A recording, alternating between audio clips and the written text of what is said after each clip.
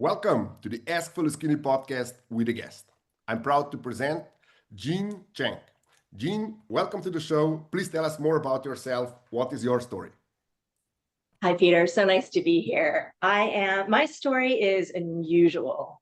It starts with being raised by a tiger mom. Both my parents were from North Korea, so they're very strict about what I was supposed to do with my life. And then I became a yoga teacher, built in the yoga world. I like to say I built in the yoga and wellness world when wellness was lowercase wellness before it became uppercase wellness, trillion-dollar industry.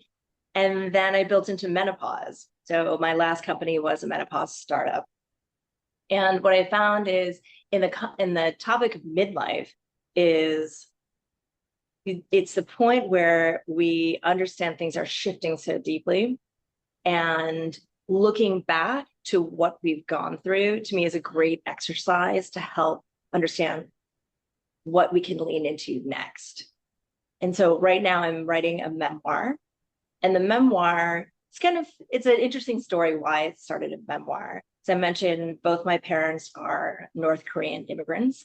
My father was one of the very famous North Korean SKB of his time. And his story, as I learned over years, is kind of like a movie. And I always thought that I really wanted to write the movie, the script for the movie. And I would send my dad books on how to write an autobiography and all these things, and he never responded. And at some point I realized, wow, you know what? This is not my story to tell. It's his story to tell. And if he doesn't want to tell it, there's nothing I can do about it. And then I had the second thought was, my story to tell is how I learned about his story. Because I learned about his story over years and years and years, little breadcrumbs. And that was the motivation to think about that arc of how I learned that through life, and then how I had all these other stories. And I've crafted a whole bunch of stories about my life, but that was the motivation. And what I found was just so powerful about writing the memoir is not just the art of what's in my head, what my experience was, and be able to write it on a piece of paper for someone else or in a laptop for someone else to consume and understand and also learn from. Like, that's a big piece. That's the most obvious piece, rather.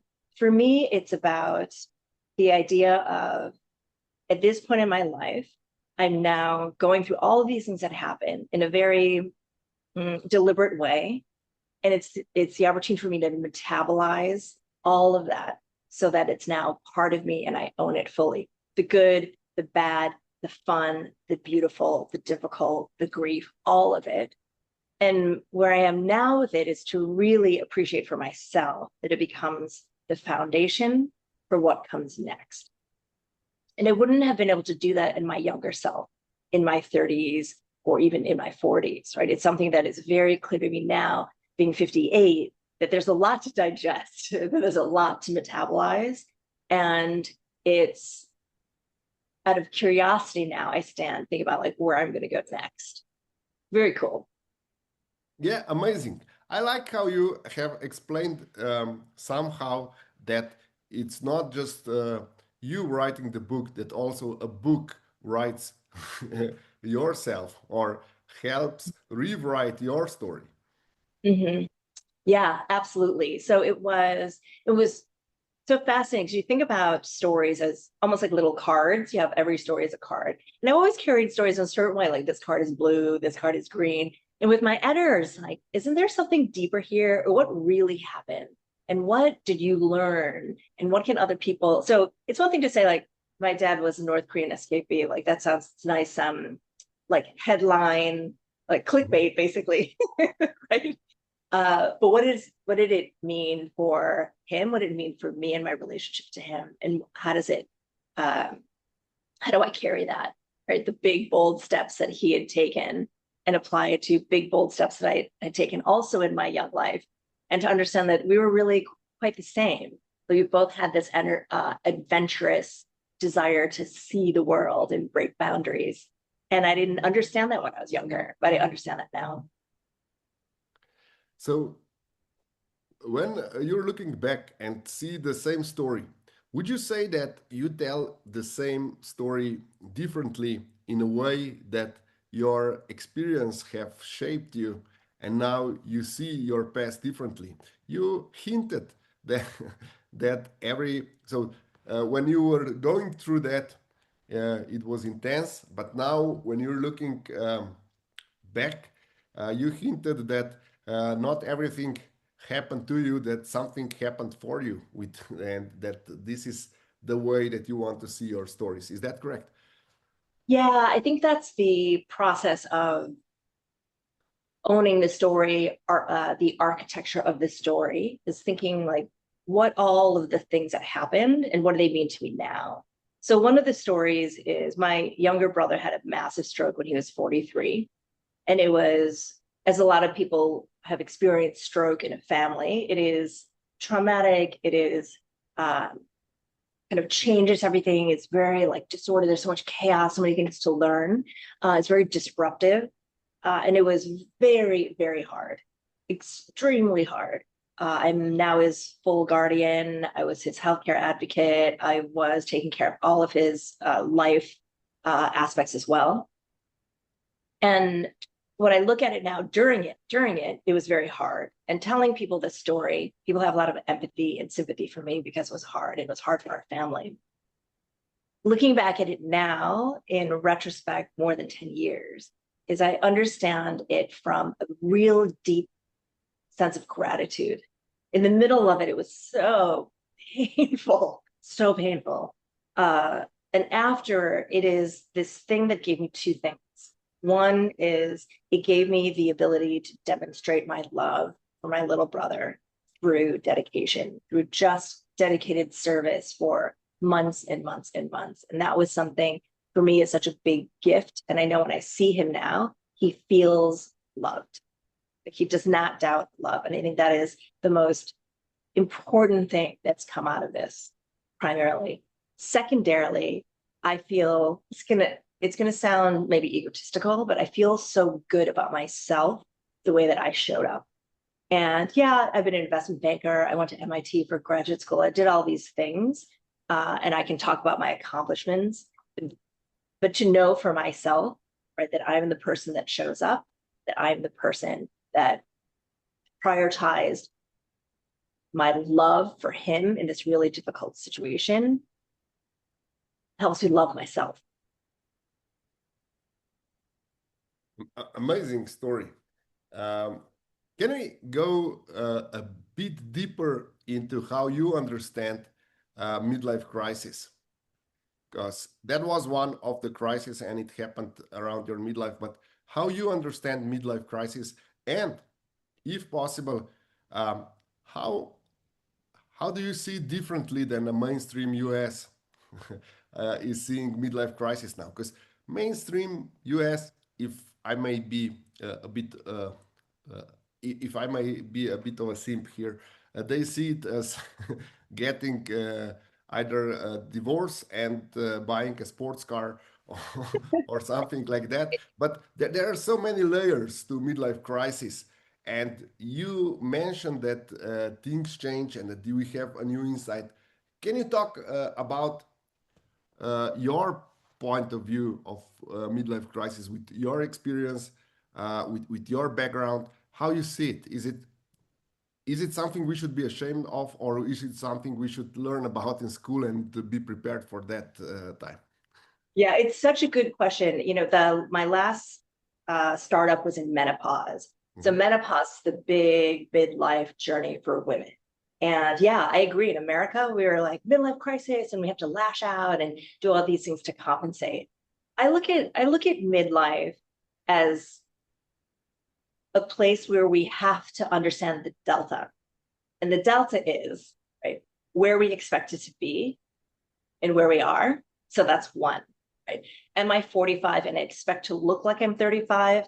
Am I 55 and expect my knees to work like I'm still 22, right? So this is like, what's the delta? Where I am now to understand, like, almost like take your assessment. Like, here I am now, and what's troubling me, right? So for women, it's a lot of aging, how my face ages, how my body ages, how I become increasingly irrelevant and invisible to society. which is so obsessed with youth culture. Right? So how do we deal with that? And that's something we have to hold for ourselves, right? What's the delta? How do I feel about myself now? How do I want to look? And how much is outside of me? Right? So that process is part of midlife for women.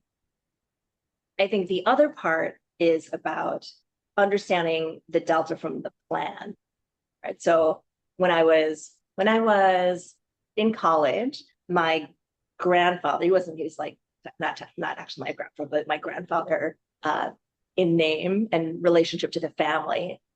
He was an important part. He said to me, okay, you're 20 now, you'll get married when you're 23, you'll have some you'll start having kids in your family when you're 26. He's telling me my life.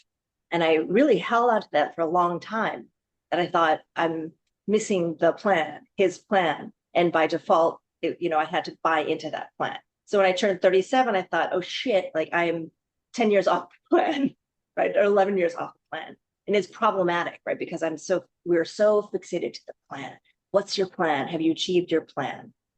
And what I know now, and part of going back to the memoir, is the plan that you have for your life, no matter how smart you are or thoughtful or like purposeful you are, can't hold the life that's awaiting for you. It can't, you have no idea who you can be, right? What's in store for you, good and bad, right? Life happens, strokes happen, right? A flash of an idea to write a memoir just happens. And so I think we have a lot of difficulty at midlife because we're expecting to be somewhere else. So that's one. The other is the emotional part tied to not being on the plan, right? So we talk a lot about discontent. I was listening to tons of podcasts and reading Substacks about this. Like why did we do everything right and yet feel today so discontent? Right? And it's not, I'm not happy. I could be happy, but for me, it's about contentedness. How do I feel about my world around me, about my home, about my relationships? And that to me is the root of the midlife crisis.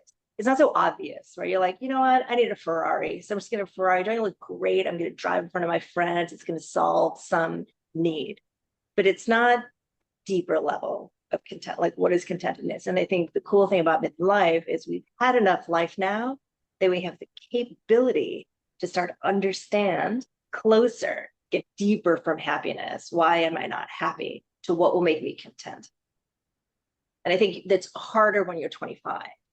It's maybe impossible when you're 25, but you see a lot of young people that really know themselves. So I admire it very much. I think people who are our age, late millennials and Gen Xers, are like really struggling, right, with like who we are and who we can be and what's supposed to happen. So that's my perspective. The plan, it's okay to be off plan, right?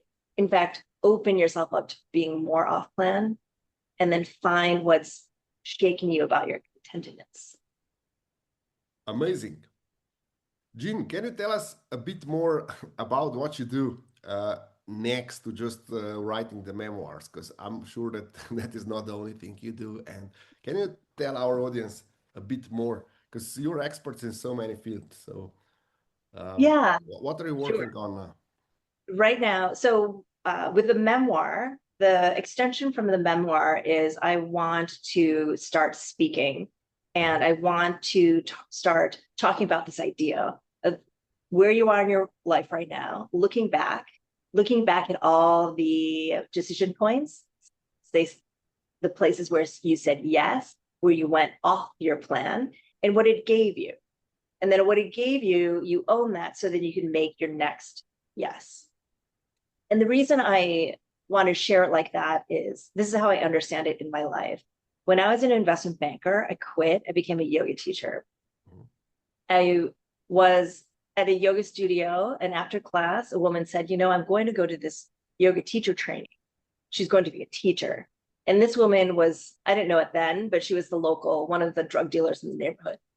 And I was like, wait a minute, a drug dealer is going to become a yoga teacher? I was like, that's impossible. I go, she's going to do it. I'm going to do it. And so I went. This idea, like I said yes to something that was so crazy that she was doing it, that I was doing it. It was also crazy, but I said yes. After I became a yoga teacher, I had the opportunity to open a yoga studio in Singapore. Also completely crazy. I was an investment banker. I never thought to run my own business. I had zero skills, but I said yes. And I did it, and it turned out I was pretty good at it. I have a very business brain, which I never would have understood if I didn't say yes. So I did those two things, and it changed my life. I taught yoga students. I had yoga studios. I had teacher trainings where I transformed yoga students into teachers from 40 different countries. It was super rewarding. And then when I hit perimenopause, and I decided to start a company. And because I'd done these things, because I'd worked directly with people, because I'd already started a bunch of businesses, I didn't hesitate. That yes was, I didn't even think about it. But I look back, it's because I said those other yeses, because I'd shown myself the pieces of what was inside me that I didn't know before, that I could own that. This is all in retrospect, right? So now I'm looking back, when I opened the menopause company, I didn't think about owning these skills, but intuitively I did. And so I opened it. And so what I want to do for the book is start talking about this process. Take a moment, map your yeses, map the big decisions, map where you went off plan, right? Understand what it gave you, what it proved about yourself, so that this can be preparation for your next yes. So that's the book part. The other part, of course, you won't be surprised, is I'm leaning into AI, which is not, and this is perfect for the conversation about midlife, because you never know what is next. I am not a software person at all. I mean, I just dabble as a consumer, but I've never built any software. And I'm leaning in with my partner, my fiance. He's built a product, an enterprise product with using AI tools. And we're looking into how we lean into small, medium businesses, give them a light build on AI tools so they can solve some of the really intractable problems in running their business. And so this is something that I'm starting to geek out on, is a little bit of AI tooling, but mostly about, and this is where I excel, is what are business processes in place? What is the goal? What are the problems here? What's screwed up about it? What can we fix? Like, I love fixing business problems. So this is something I'm just starting to dabble in, which is very, it makes me laugh because I'm not at all your typical AI software person, but it's kind of cool. Yeah, amazing. Jeanne, Yeah. where can our listeners and viewers get in touch with you? Oh, you can find me at my website, which is www.jeannechung.com, JeanneChung.com. It has kind of the story. It has a link for my memoir once it's published. And it also has a link you can do a worksheet for mapping your yeses. Amazing. Jeanne, thank you for all these insights. It was really nice talking to you. And thank you for being my guest tonight. Yeah, thank you for having me. It was a great conversation. Really appreciate it.